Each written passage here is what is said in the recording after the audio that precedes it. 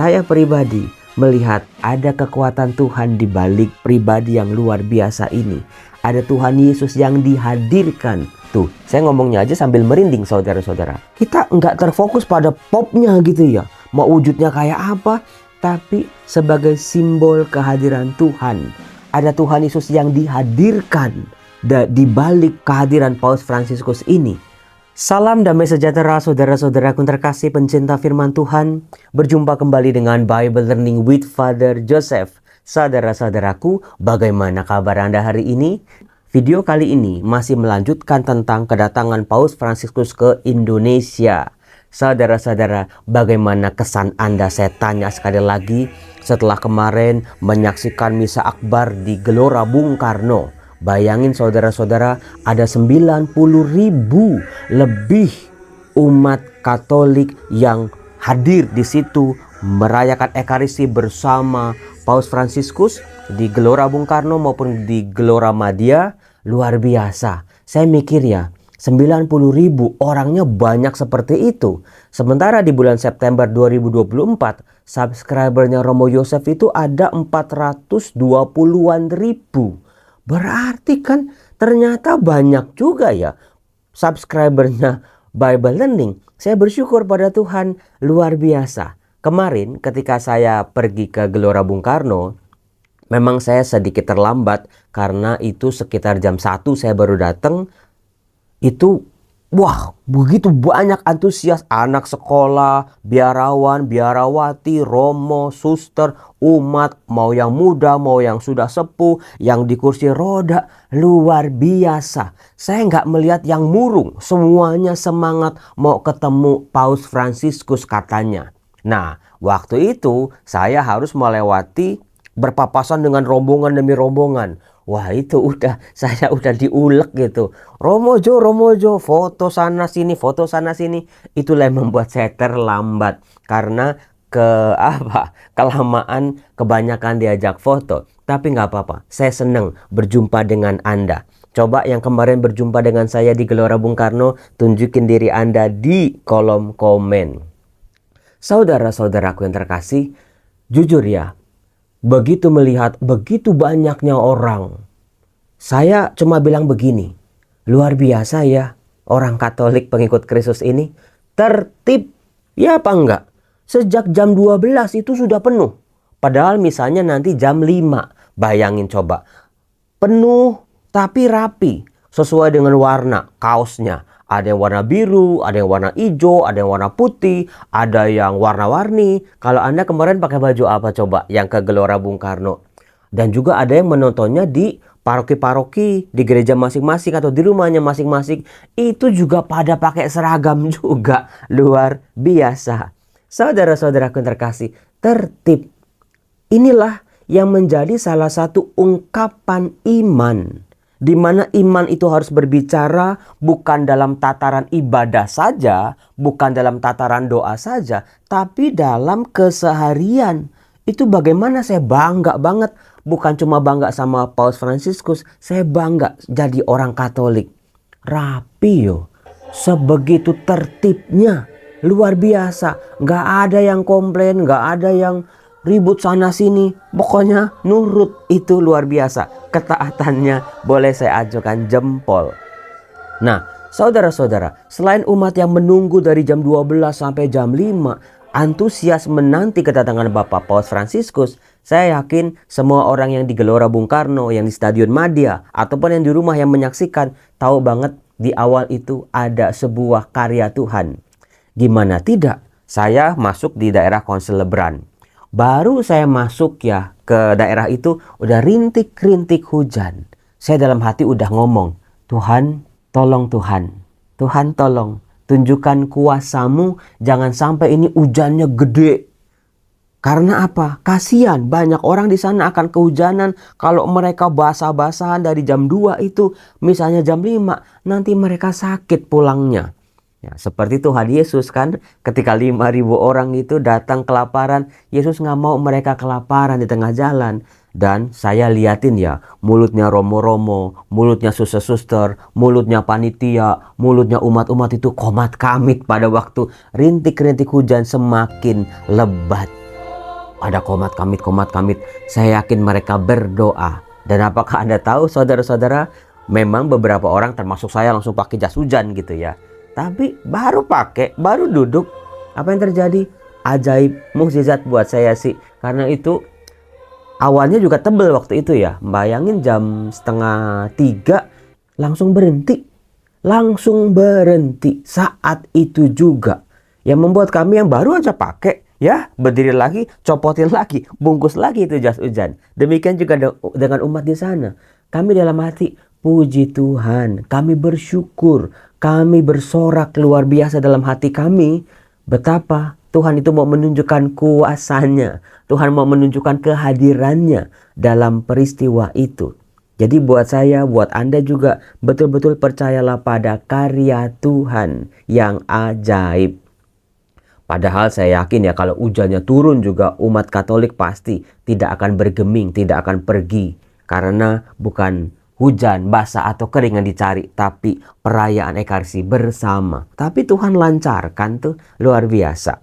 Kemudian hal-hal yang berikut yang bisa saya kagum adalah yang dikatakan oleh Paus Fransiskus ketika beliau masuk ke Gelora Bung Karno, ke Stadion Madia, disorakin sama orang, ditepokin gitu ya dengan Viva il Papa gitu.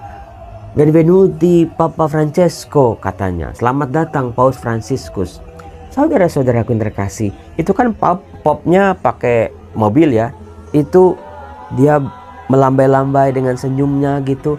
Dia berhenti kepada anak-anak, kepada orang-orang sakit, umat yang berkebutuhan khusus. Dia doakan, dia tumpangi tangan. Ada orang yang pokoknya dapat berbagai macam peristiwa rohani yang istimewa. Saya pribadi melihat sosok Paus Fransiskus bukan sekedar paus biasa. Ada kekuatan Tuhan di balik pribadi yang luar biasa ini. Ada Tuhan Yesus yang dihadirkan. Tuh, saya ngomongnya aja sambil merinding saudara-saudara. Kita nggak terfokus pada popnya gitu ya. Mau wujudnya kayak apa, tapi sebagai simbol kehadiran Tuhan. Ada Tuhan Yesus yang dihadirkan di balik kehadiran Paus Fransiskus ini. Luar biasa, itulah yang saya yakin, yang menarik, yang menyentuh, yang membuat banyak orang mengalami pengalaman rohani. Bukan pausnya, tetapi pribadi Tuhan Yesus yang ada di belakang Bapak Paus. Energinya, kalau orang bilang auranya, tampilannya, memang beda sih. Mungkin ya kalau ada penyanyi K-pop dari Korea gitu, ya mungkin wah ganteng, mungkin energik, bisa menari, bisa nyanyi, atau penampilan penyanyi dunia. Tapi beda auranya betul-betul sama pribadi satu ini, Paus Fransiskus. Dia memukau bukan karena dirinya, kan orangnya juga kan di kursi roda, juga ya udah lanjut usia juga, kata-katanya juga bukan yang lompat-lompat yang bisa menggetarkan gitu, tetapi ada sosok yang luar biasa. Kalau Anda bisa merasakan ada Tuhan Yesus di belakang Paus Fransiskus ini. Saya yakin akan hal itu karena Tuhan Yesus adalah yang memilih Petrus sebagai alas gereja. Di atas batu karang ini akan kudirikan gerejaku. Bagaimana kepemimpinan Paus Petrus itu betul-betul sampai kepada Bapak Paus Fransiskus sampai hari ini dan paus-paus selanjutnya. Nah, saudara-saudaraku yang terkasih, menyinggung soal yang namanya khotbah Bapak Paus. Memang banyak orang yang menyayangkan tidak diterjemahkan langsung, tetapi hanya ditulis di layar versi bahasa Indonesianya, bukan. Ya kalau yang mengerti bahasa Italia kita ngerti, tapi yang nggak ngerti gimana Romo? Yang duduknya dekat tribun, dekat layar bisa baca, tapi yang di ujung-ujung itu gimana Romo? Maka izinkan saya, seorang Romo Yosef, membantu Anda untuk mengulas kembali, menghadirkan kembali khotbah Paus Fransiskus. Kita gali nih. Ternyata saya saja yang mengajar kitab suci. Saya sudah sering itu membahas tentang Injil Lukas bab 5 1-7, bagaimana Petrus sudah semalam-malaman mencari ikan tapi tidak kunjung juga mendapat ikan. Saya mendapatkan sesuatu dari khotbah Bapak Paus.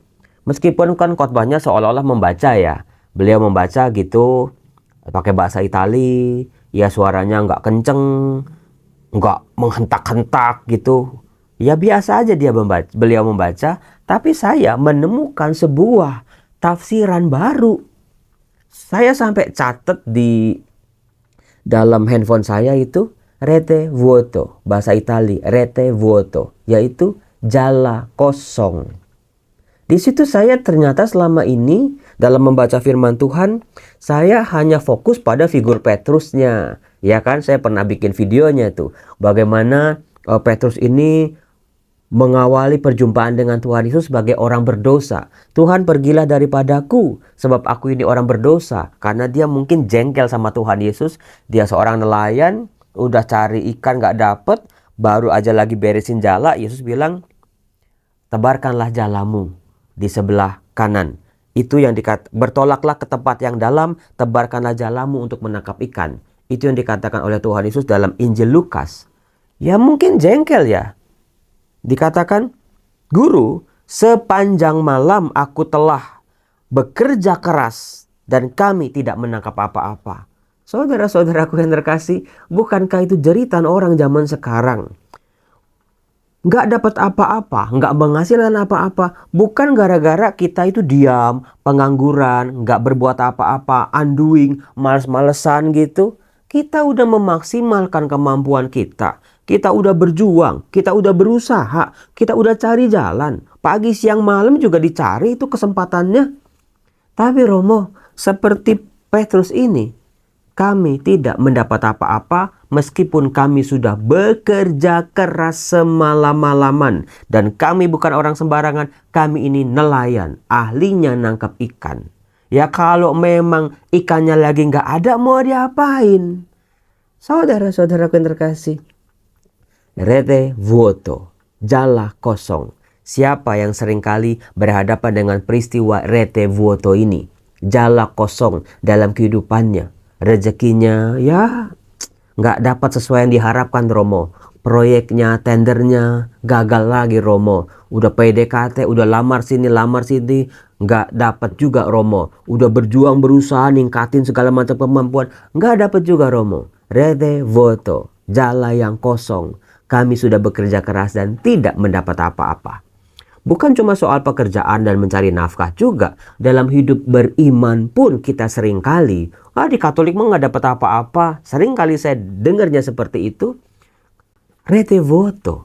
Nah, Bapak Paus Fransiskus juga berbicara juga buat kita yang aktif dalam hidup rohani. Kadang-kadang kita udah doa kayak apa, tapi yang nggak dapat juga. Kita udah melayani kayak apa, tapi apa sih yang kita dapat? Nol besar Romo.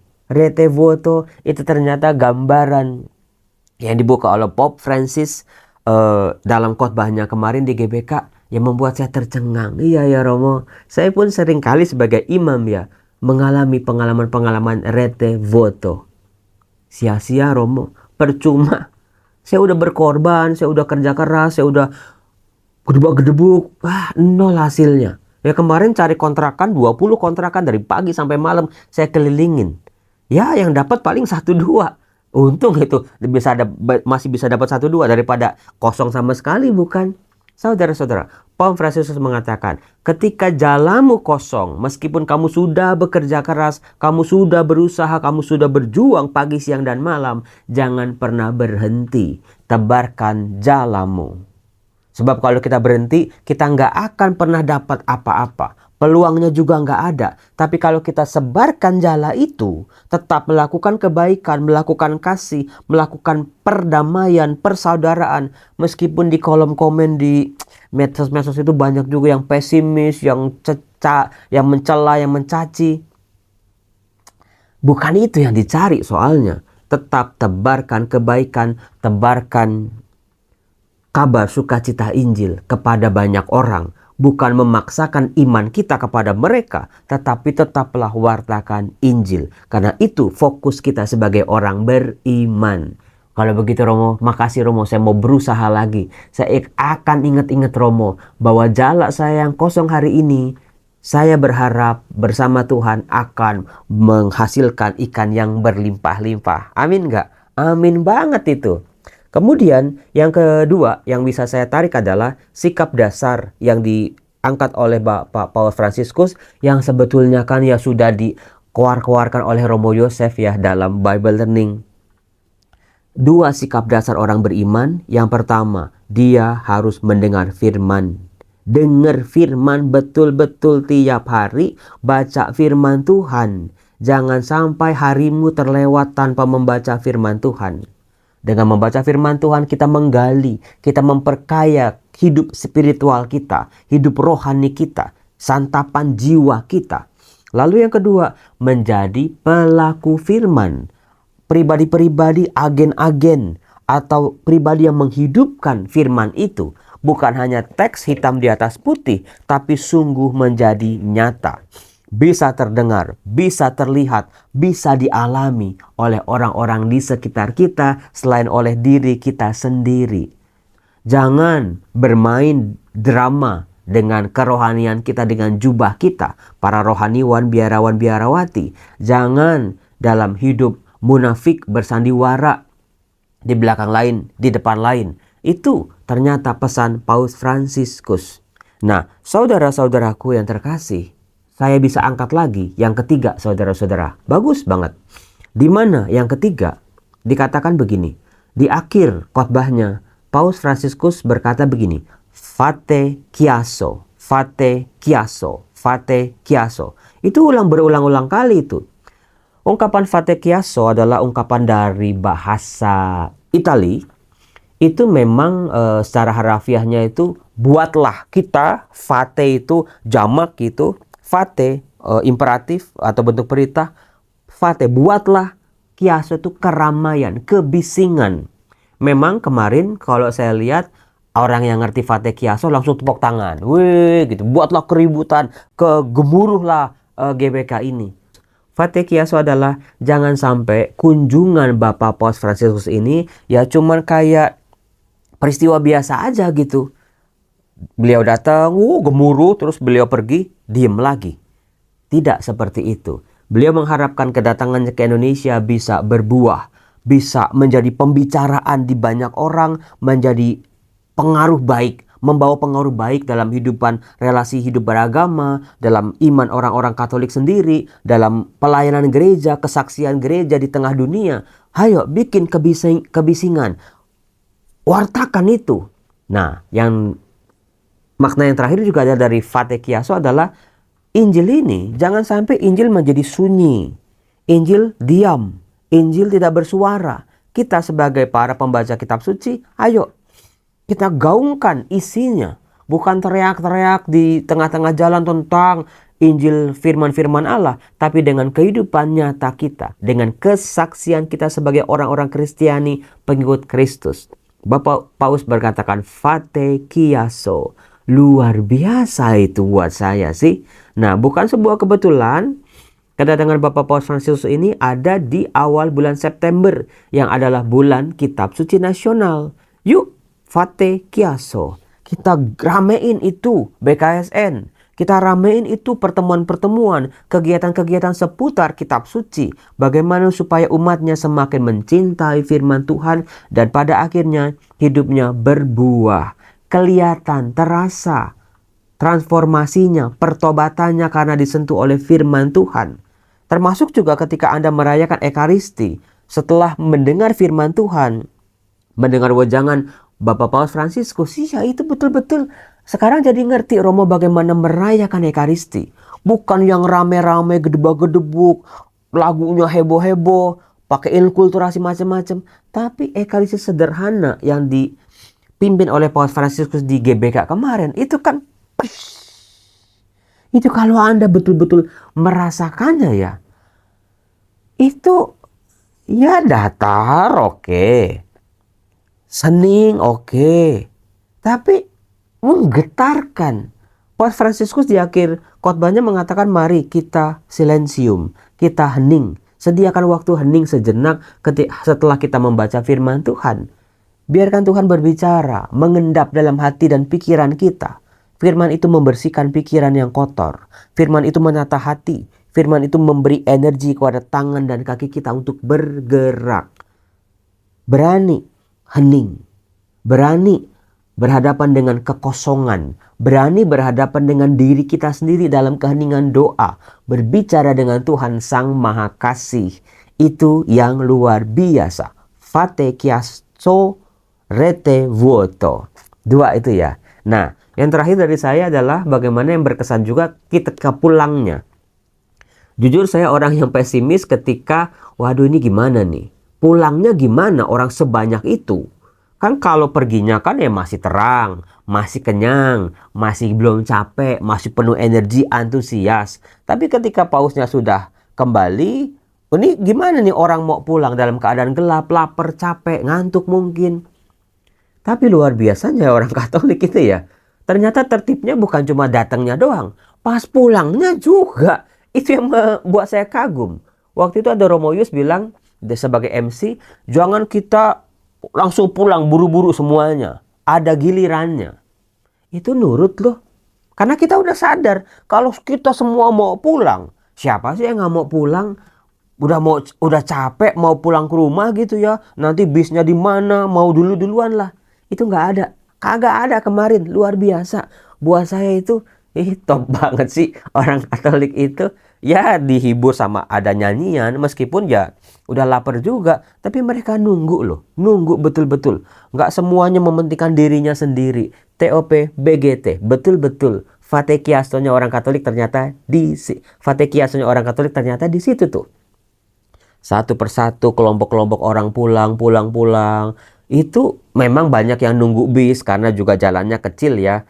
Aksesnya juga beberapa titik saja. Itu nunggu bis, bayangin ada 1000 bis lebih mengangkut teman-teman dari daerah, dari paroki-paroki. Tapi tertib tuh.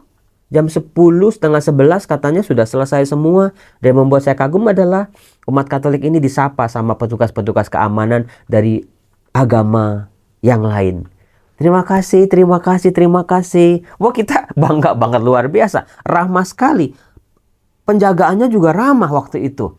Keamanannya juga ramah. Nggak ketat seperti kalau orang mau masuk ke tempat yang gimana-gimana gitu. Bagaimana dari awal sampai akhir kita dijamu. Terima kasih untuk semua panitia, untuk Pak Jonan dengan jajarannya. Semua romo-romo, suster, orang-orang muda saya lihat yang banyak yang jadi panitia di situ. Terima kasih banyak. Kerja keras Anda semua luar biasa.